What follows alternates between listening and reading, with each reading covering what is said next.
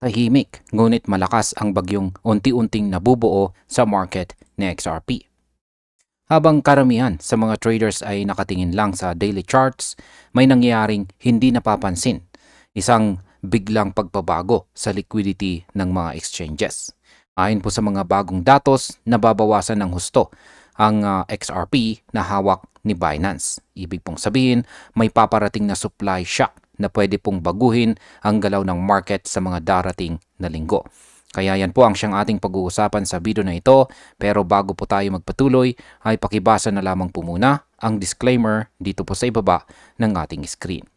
Yan, ano nga bang ibig sabihin ng supply shock sa crypto market? Sabi po rito, a quiet storm may be forming beneath the surface of the XRP market. While most traders fixate on daily price charts, a silent shift is taking place in exchange liquidity. Ayan, paliwanag natin yan. Ang supply shock daw ay nangyayari kapag biglang nababawasan ang supply ng isang asset sa mga exchange tulad ni Binance. Kapag kakaunti ang supply pero patuloy po ang demand, natural na tumataas ang presyo.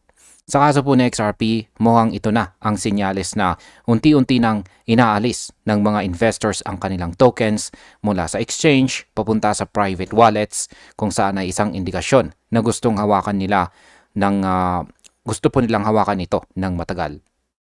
Sa market impact, kapag nagpatuloy po ito, maaaring tumas ang presyo ni XRP dahil sa kakulangan ng available tokens para sa spot trading. Ngayon ay gaano po kababa ang XRP reserves kay Binance?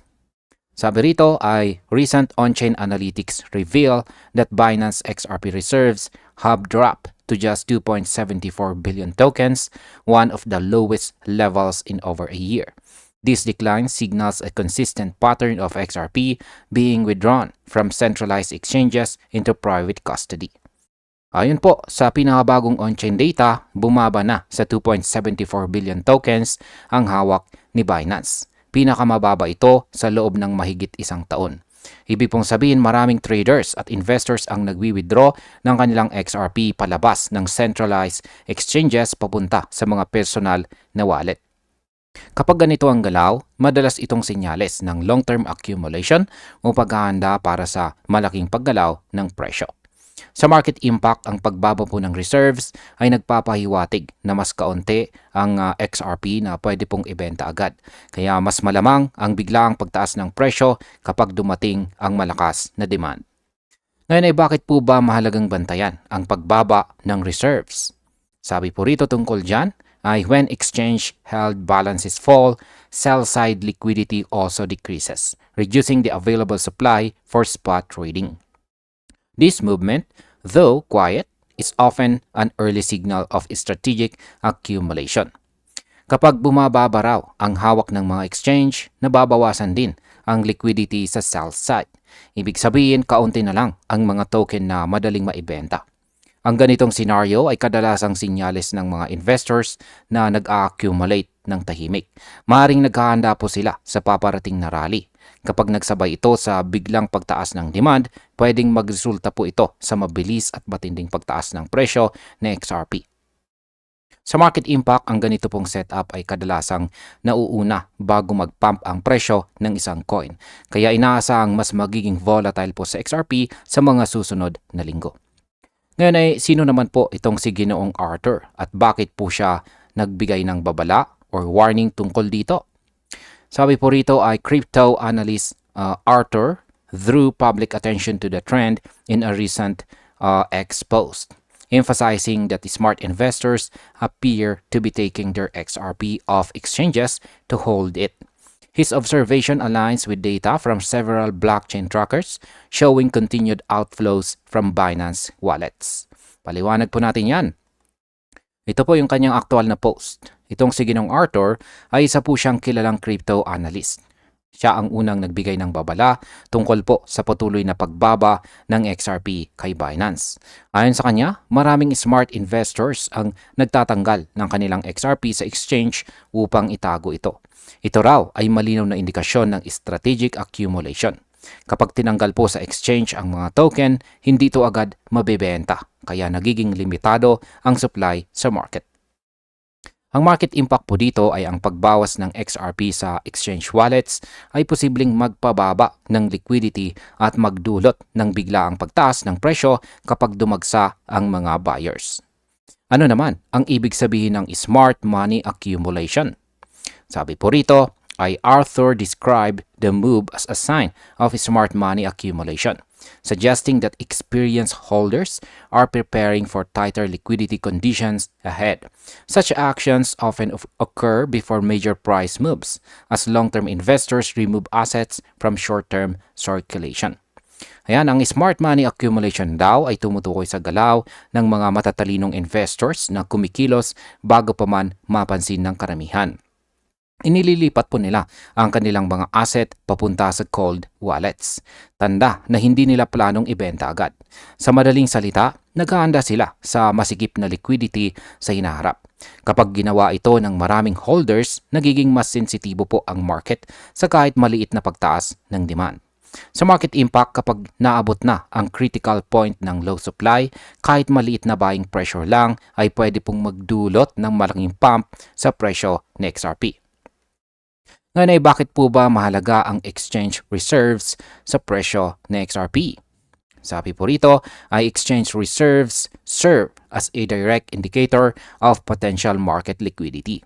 When reserves decline, exchanges have fewer tokens available to meet sudden buy or sell orders. This imbalance can cause rapid price adjustments once market sentiment shifts. Yan, ang exchange reserves daw ay parang sukatan or metric ng supply sa market. Kapag bumaba ito, mas kaunti ang XRP na pwedeng bilhin or ibenta agad sa exchange.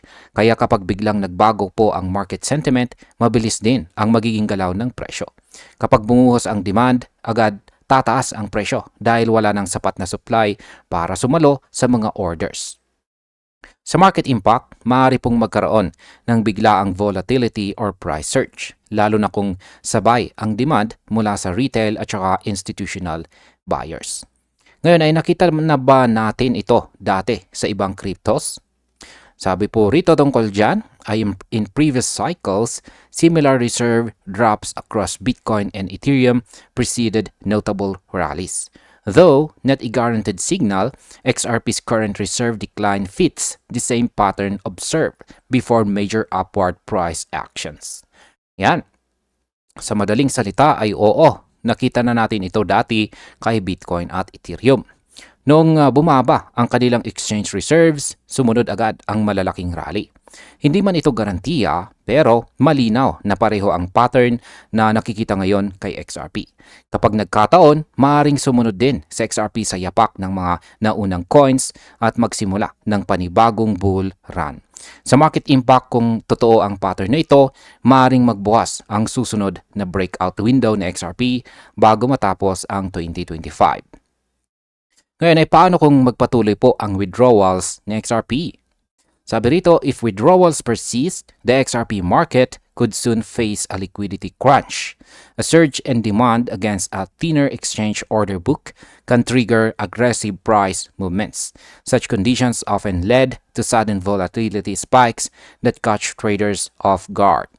Ayan, kung magpapatuloy daw ang pag-withdraw kay XRP mula po kay Binance, posibleng magkaroon ng liquidity crunch. Ibig pong sabihin, sobrang konti na lang ng XRP sa exchange, kaya mabilis po ang magiging galaw ng presyo.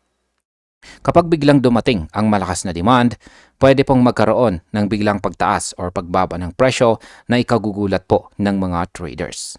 Ang market impact po nito ay posibleng magkaroon ng short-term price explosion kung sabay na pumasok ang demand at bumaba pa ang supply sa exchanges. Ano naman ang dapat nating bantayan bilang mga traders ngayon? Sabi po rito ay monitoring Binance live wallet flows and XRP trading depth will be critical in the coming weeks. Should reserves continue falling, Arthur's warning may prove accurate. A supply shock could indeed be forming just out of sight. Ayan, ngayong alam na natin ang sitwasyon, mahalagang bantayan po natin ang live wallet flows at saka trading depth ni Binance. Kapag tuloy-tuloy po kasi ang pagbaba ng reserves, posibleng totoo nga ang babala or warning ni Ginoong Arthur na may paparating na supply shock. Ang mga ganitong sinyales ay kadalasang hindi po napapansin sa simula hanggang sa bigla na lang sumabog ang presyo. Sa market impact, kung matutuloy po ang trend na ito, ang susunod na malaking galaw na XRP ay posibleng magsimula ng hindi napapansin ng karamihan. At yan bilang panghuli, ang aking opinion naman tungkol dito ay bilang mga traders at investors ay dapat maging alerto po tayo sa ganitong galaw. Ang pagbaba po ng XRP reserves kay Binance ay hindi po basta simpleng balita. Ito po ay isang tahimik na sinyalis ng paghahanda sa mas malaking yugto ng market. Kung totoo ang prediction ni Arthur at iba pang analyst, maaaring masaksihan natin ang isang explosive move sa presyo ni XRP. Pero gaya po ng lagi kong paalala, huwag pong puro hype. Kahit promising po ang setup, lagi nating isama ang tamang risk management. Sa ngayon mukhang si XRP po ay tahimik lang na nag-ipon ng lakas bago ang posibleng pinakamalaking rally ng taon. At ayun, hanggang dito na lamang po tayo sa video na ito mga ka-crypto. Maraming salamat sa panonood.